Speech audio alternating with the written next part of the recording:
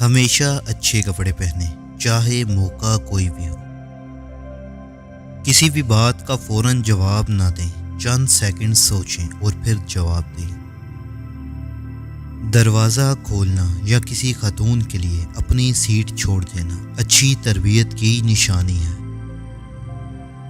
جو لوگ تنقید کو صبر سے برداشت کرتے ہیں اور غصہ نہیں کرتے، ان کو شکست دینا مشکل ہوتا ہے۔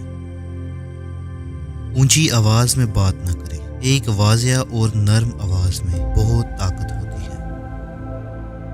اگر آپ کسی قابل قدر چیز کا مالک بننا چاہتے ہیں تو سخت محنت کریں۔ اس چیز کو صبر سے قبول کریں جو آپ کے اختیار سے باہر ہو۔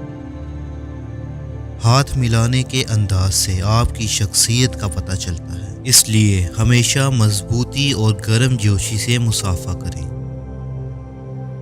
اپنے وقت کو کسی ایسے کام میں لگائیں جس سے آپ کو کبھی پچھتاوا نہ ہو۔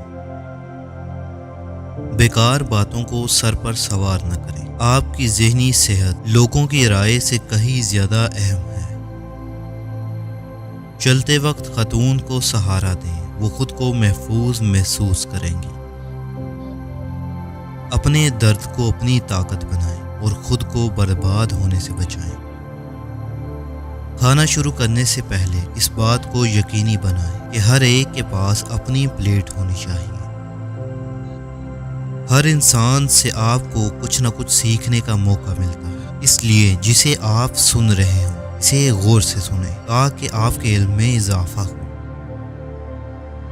کم از کم ایک چیز پر اتنی محنت کریں جتنی آپ کر سکتے ہیں اور پھر دیکھیں کیا ہوتا ہے۔ وہ بات زیادہ اہم ہے جس کا آپ کو علم نہیں، بجائے اس کے جو آپ پہلے سے جانتے ہیں۔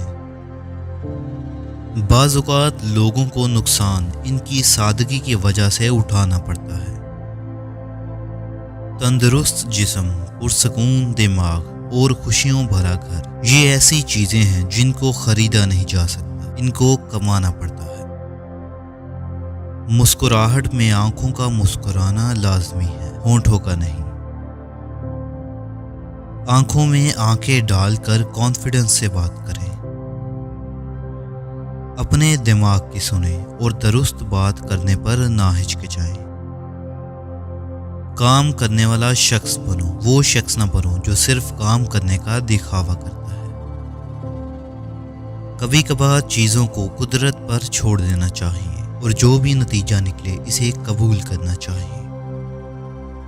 ایسی فضول اور جلد بازی والی زندگی گزارنے سے پرہیز کریں جس میں آپ کو بھوکا رہنا پڑے۔